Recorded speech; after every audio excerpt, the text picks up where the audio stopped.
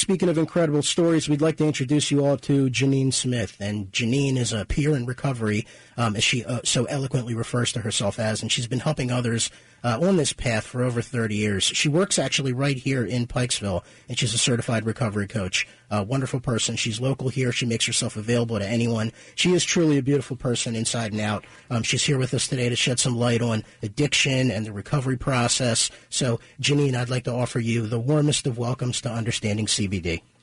Thank you. I'm glad to be here. Can you all hear me okay? Yeah, we can hear you great. We can hear you perfect. Yeah, it's for we have a video, so the listeners, we record the video, but it's a silent video, and then we record, like Pepe's producing the show and recording the audio, and then afterwards we merge it with some awesome technology in the background. We got some good people on the staff that can do that, so we can hear you perfectly so much, and we're honored to have you on the show today, Jeannie. Thank you so much for making yourself available, because we really want to talk about this topic, and there's no one else I could see better to do this. And, you know, Jaanine, I know it was a long time ago for you, and it probably seems like another lifetime, but are you comfortable sharing with us how you ended up in recovery to begin with? Sure, it's no problem. So just to start on the front end, so I'm actually in my 33rd year of recovery. I got clean when I was 28, and I'm now 60. So that comes to be 33 years, or in my 33rd year. So October 2nd is my clean date. Congratulations. So if I'm fortunate enough to live that long, I will have 33 years at that time. I am so grateful to be in recovery after 15 years of drinking and drugging, homelessness, in and out of jail, and just being an all-around rotten person. That's kind of who I was. But, you know, it was at the end of my active addiction where and I've shared it with you all before, that I basically wanted to die. That's where it took me. My drinking and drugging took me to that place. And now being at a place in my recovery where I can help other people. As a matter of fact, I actually just got off the phone with somebody before I jumped on with you all. Someone reached out to me because they weren't sure what else to do with themselves. And so I told them I had to, you know, get off the phone. We talked for a little bit, but then I'm going to call them back when we're done here with some resources. But I absolutely live and dedicate my life to helping the newcomer in particular, helping anybody. But my heart is really filled with the thought of helping anybody who's been struggling, because I know what that feels like. I know what it feels like to feel like you can't do it. And I'm telling anybody, anywhere, if I can do it, so can you. So that's kind of where I am in a nutshell with it. So things got pretty bad for you, and I know it's hard for people to really reflect back on themselves to say, hey, now's the time I need to help. What was it? Was there a specific thing, an event that happened for you that you said, hey, now I know this is the time for me to step up and get some help? I mean, well, like I said, for me, it was just coming into a place where I was ready to commit suicide. Like, that's where it took me. All kinds of people had tried to help me. I had been to counseling before, and I had never been to rehab before, so that was actually a new phenomenon for me, was to actually seek out a treatment center and get some help. There wasn't anything specific that catapulted me into, you know, treatment, other than the fact that I really didn't want to die. I just wanted the pain to stop, and I think that's probably the biggest piece of it. You know, for me, I really didn't want to die. I just wanted the pain to stop. And in my mind, that's where it led me. So to think about going into a treatment center, it was kind of like my last stop. If that didn't work, I guarantee you I wouldn't be here right now. Was there any family support or any sort of family presence during that time? Yes, I always had some family support, but my relationships were very strained with my family, to a point where a lot of my family really didn't want to have anything to do with me, definitely didn't trust me, and I couldn't be trusted.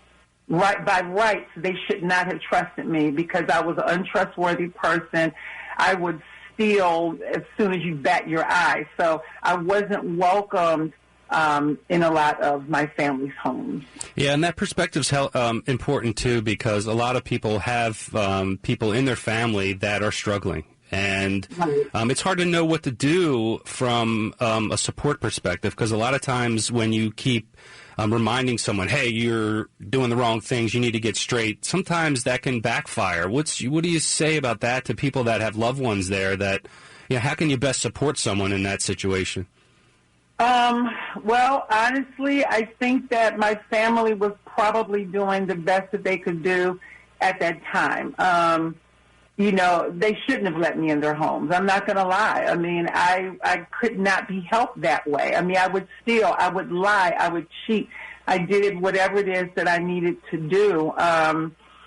What would I tell a family member whose other family member is struggling? And you know what? From a perspective of empowerment, I would tell that family member that they need to distance themselves from that individual. Because honestly, family can't really help us in those situations. I would guilt people into helping me. Like, oh, if you don't give me money, I'm gonna, it's just a lot of insanity. So I think for a family who has a family member who's struggling, they need to find support. They need to find a support group so that they can be strong enough to tell their loved one no more. Yeah, that's great. Yeah, that's good. That's really good advice, because it sounds like from you, it's an internal motivation that needs to make that change. Now, getting through recovery and that being, changing your life and actually sustaining your life and a blessing to be here, that is different from then actually becoming a recovery coach. What made you want to become a recovery coach, and what's that process like? Well, it's a 5-day training that you have to go through, and it's really where you kind of learn to embrace a person's personal path and personal choices of recovery. I know that I had grown up in Narcotics Anonymous, and maybe I shouldn't have said that. I don't know if maybe I shouldn't have said that. Anyway. In a 12-step program. Right? Yeah, I grew up through 12-step recovery. There you go. And, it saved my life. There's no question about it. It saved my life. But there are certain ideals that, follow up with 12-step recovery that don't necessarily coincide with what a recovery coach embraces. And a recovery coach absolutely embraces a person's personal choices, and provide support through that way. Model recovering behavior, life skills, different things like that. Yeah, and Jaanine, we have so much more to go through. If you haven't realized, this is our first break here, so we need to take a break. We'll be right back after the commercial, and we have a lot more to dig into here with Jaanine, so stay right there. All right, welcome back, everyone. We're here with Jaanine Smith, certified recovery coach on Understanding CBD. Almost a tear in my eye on that song. It's such a beautiful song. And Jaanine selected that for you listening audience. Beautiful song. Beautiful song. Thanks for that selection, Jaanine. It's beautiful. And you want to tell, what's the name of the song and the artist? It's Aretha Franklin, and it's Do Right Woman. All right, Do Right Woman. How appropriate for the month, right? Absolutely, and a powerful song. So if you're just tuning in, like I mentioned, we're with Jaanine Smith here on Understanding CBD, a certified recovery coach. We're talking about addiction and recovery. I'm here with my man, Max Sobel. I'm Stephen Wallman. We have the phone lines open, 410-922-6680. If you are looking for some help for you, if you need help for someone else, feel free to give that call, that number a call now. We can definitely guide you in the right direction. Other than that, we're going to get back to business here. We got a lot to cover here with Jaanine. And Jaanine, it's relevant. I was listening to a Joe Rogan podcast last night or yesterday, and he was interviewing one of my kids' favorite performers. Demi Lovato. She was a Disney star back in the day, and I'm sure she's grown up to do a lot more stuff. Well, she's been in and out of recovery. She struggled with bulimia. She had a relapse pretty bad and almost died. She had a stroke or multiple strokes, heart attack. She's recovering now, and part of her recovery, she says she is, to quote her, California sober. And with her, that term means that she's incorporating cannabis in her recovery plan. Defining what the California recovery is. Now, Joe Rogan's perspective was that the typical traditional 12-step programs want absolutes. They want you to be helpless in the face of your addiction and completely eliminate everything. And I'm really, I'd love to get your perspective on this. Well, I look at the cannabis route as I would almost any other MAT, which is a medically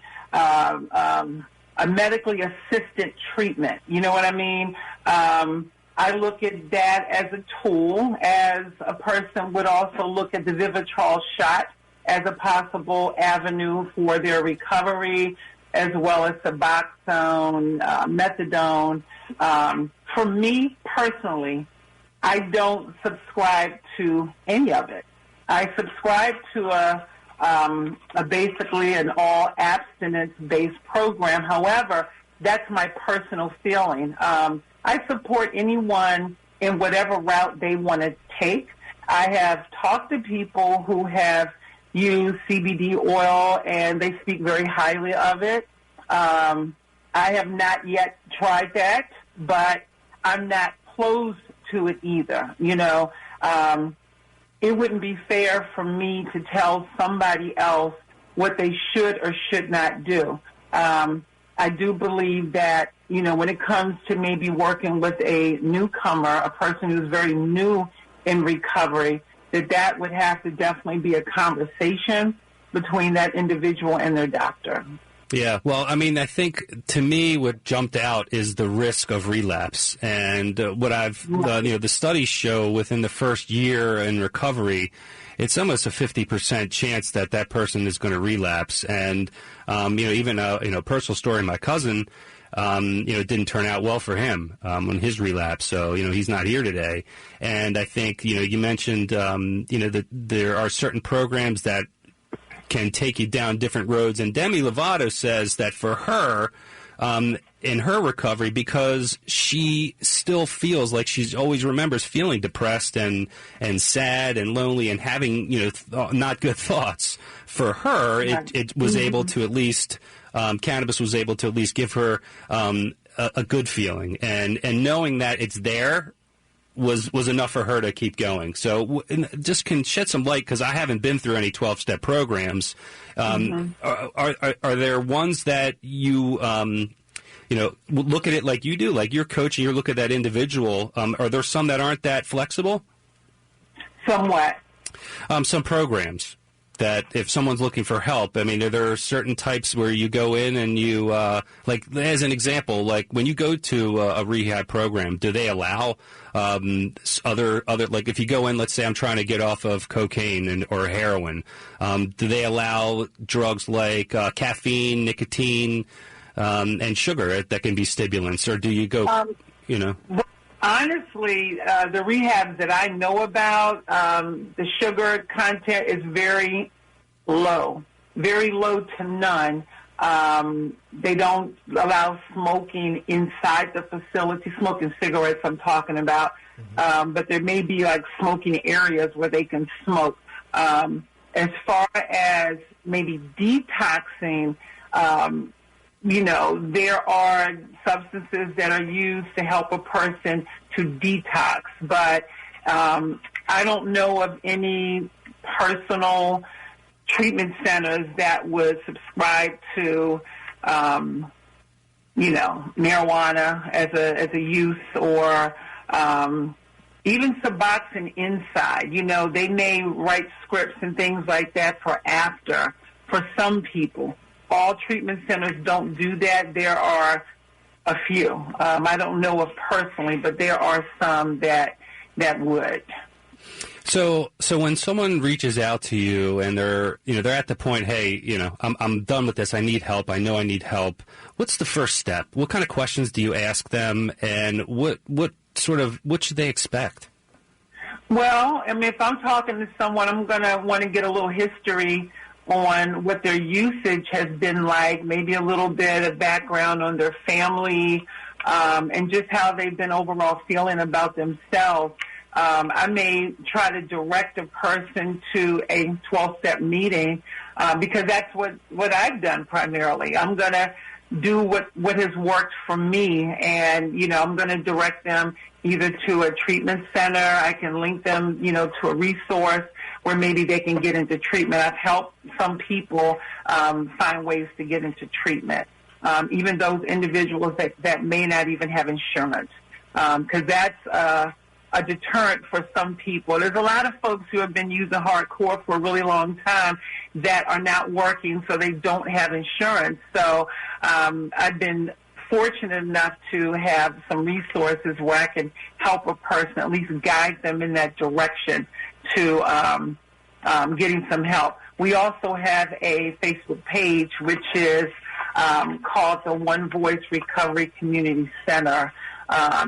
We have an actual wellness and recovery center, but due to the pandemic, we've had to close our doors. So we have, when I say we, I'm talking about a peer specialist who works with me, and we developed a Facebook page. So we invite people to come there, and we link resources there. We do fun stuff there. We have Zoom groups. We have one-on-one. So for us, it's primarily just talking. We talk and we listen, and from that, we'll point people in different directions. But the camaraderie of our page has been instrumental, I think, for a lot of people who have been really isolated through this pandemic, not really knowing where to go or not having linkages to 12-step meetings through Zoom. And we have access to all of that. No, that's fantastic. And, I think one of the challenges that people using drugs and alcohol and whatnot have a hard time saying, hey, am I just abusing the drug or am I an addict? Right. Is there an easy, how do you differentiate the two? Because I know, I used to bartend and, used to smoke cigarettes and do all that, but at the same time I was, continuing with my life, and it didn't seem to be a problem for me until it did. And then, I was able to move forward in my life and make those decisions. But how do you... Similar to even like functional alcoholics. I mean, there's a lot of people that live that life, and I know some. And, so how do you, how do you make that differentiation if you can? Well, I mean, I think every person has to make that decision for themselves, and I think there's definitely something to be said for having an addictive personality. Somebody like myself, and I use myself as the example, when I used to do it, I'm just going to go out for a beer, one beer, and I do one beer. But then once I do the one beer and that feeling begins to, that relaxing, that kind of feeling begins to take over, then I want to do another one.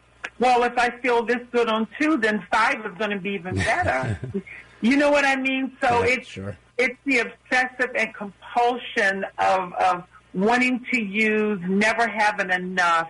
And like I said, every person has to make that decision for themselves. I think if a person were to look back at their history of drinking and drugging and, where did you go from that? I mean, what happened as a result? For me, what happened as a result of my drinking and drugging? I got completely out of, lost control of everything, couldn't keep a job. My relationships with family were terrible. And it never stopped. It didn't stop me. So, like, the consequences of my drinking and drugging were never enough to make me want to stop doing what I was doing. I think that's an indication that there's a problem. You know what I mean? If you can see your life slowly, like, unraveling and it's getting worse and worse and worse, and you still do it anyway, that's a problem. Now, do you specifically work with people that are abusing drugs? As an example, if you have a gambling addiction, is or like more of a behavioral type of addiction versus a substance abuse, is there a differentiation in the treatment? There may be some slight differences, but an addiction is an addiction. I mean, and that's how I look at it. An addiction, whether it be food, whether it be alcohol, whether it be other drugs, whether it be sex, gambling.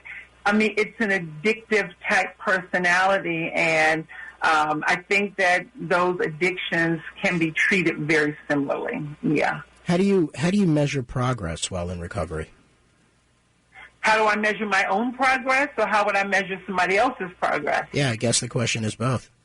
Okay, so how I measure my own progress is, well, it's more than abstinence, because I think anybody can stop doing something for a little while, you know, but it's about the quality of my life. The quality of my life over years has gotten significantly better. I like what I see in the mirror. I'm happy to wake up. The birds don't make me mad. Birds used to irritate the heck out of me because it was like a signal in my mind that I had to stop because now it's the next day. So I like the night. I like the day. I like people. Like, I love people, you know, and I can hold a job and be responsible. So the quality of my life is awesome. How would I, you know, judge somebody else's life? In the same way. I would talk to them about, you know, the goals that you're meeting and how are you feeling. It's really about how we're feeling. If I'm just abstinent, but I'm not doing anything else, I'm still cranky, and I'm still complaining, and I still hate everybody, that's not recovery. That's just abstinence. So there is a distinct difference between being in recovery and simply being abstinent. Okay, Jaanine, you know, you've been great as a guest, and if you can imagine, we're coming to the end of our section here, and hopefully we can have you back on again. But before we let you go, can you give us and our listeners a phone number, an email, or some way that people can get in touch and get some help when they need it? Absolutely. So my phone number is 410-689-5833. You can call me direct. That's my personal cell phone number. The personal cell phone number of my peer specialist, who is Susie Michaels, her phone number is 443-839-8322. And my email address, my personal email, it's the word clean. Can you believe that? CLEANJA21 at yahoo.com. Beautiful.